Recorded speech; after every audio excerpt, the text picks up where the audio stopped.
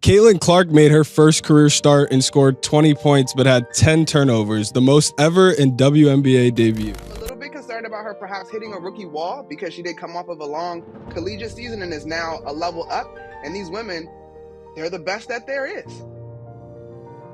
We all know that Caitlin Clark is the real deal, but what about her downside?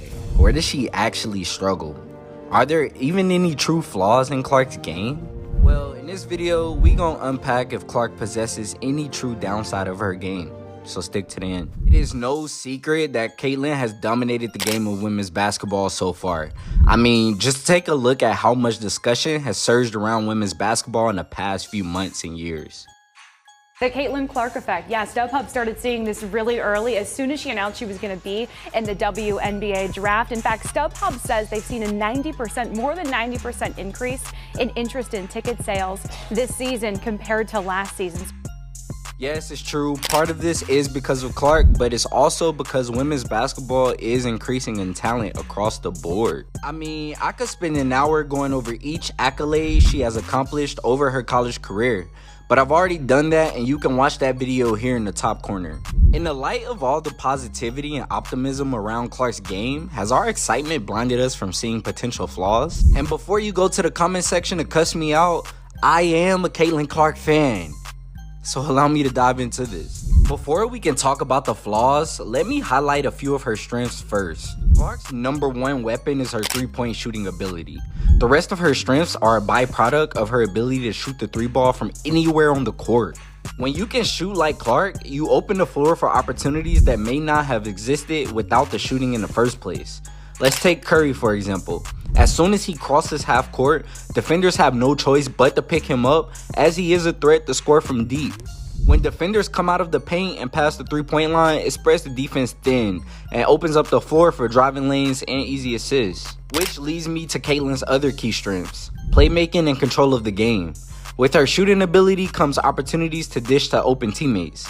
When so much focus is placed on Clark, other players have to step it up to keep the flow of the game consistent in order to win. Since Clark has the ball in her hands 90% of the time, she will always benefit from this defensive game plan. On top of that, she has a really strong ability to control the pace of the game. It always seems like Clark is moving 1,000 miles per hour while the offensive game relies on fast pace, high volume output. This is a pretty key concept because we will revisit this later in the video. And there is one last strength that I'm leaving out: Clark's IQ. IQ is often overlooked and underappreciated when it comes to sport. And I get why. Many fans just don't understand sports at the deepest level to understand and recognize when a player has elite decision-making skills and knowledge of the game overall. But Clark has exactly that. Her ability to make a play from anywhere past half court allows her to play chess with opponents mentally. She has a toolkit of offensive weapons that she can pull out at any spot of the court.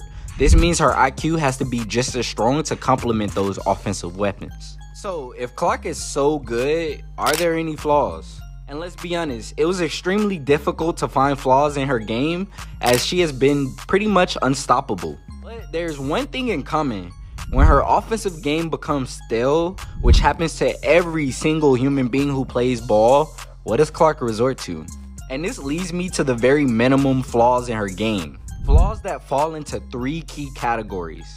One being her size, which affects defensive abilities, pace of the game being number 2, and physicality against bigger guards being number 3. And wait, I understand completely that you probably disagree and you're about to leave, but let me break this down. Standing at 6 foot even, Clark is fairly sized for a women's basketball player. But it's no secret that Clark leans more on the thinner side. And it's true, she doesn't really need to be extremely buff, but when you move to the pros, the level of strength across the board goes up. But why does this matter? It matters because while we understand that Clark can affect the game offensively in each way, what will she bring to the table defensively when her offensive game isn't working as well? In high school, she was very active with generating steals. Even in college, she was able to average more than 1.5 steals a game. But will this be enough in the WNBA? While you contemplate on that, let's move to the next pillar: pace of game. And I know you're probably thinking, how could this be a flaw, Kobe? But remember when I mentioned pace of game as a strength and that we will revisit it later? Now we're here.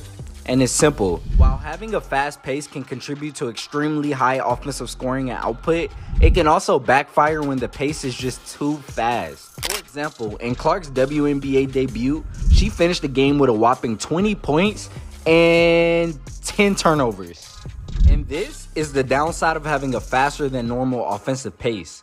In college, it is much easier to get away with this, but when you enter the pros, teams really begin studying and game planning opposing offensive threats. If Clark is not able to adapt quickly to controlling the game at her own pace and not being sped up as much by defenders, then this will not be an issue.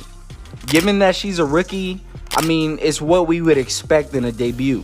So the last and final pillar that leaves us with is physicality against bigger guards. At Iowa, Clark dominated the boards, averaging 7.3 rebounds as a senior.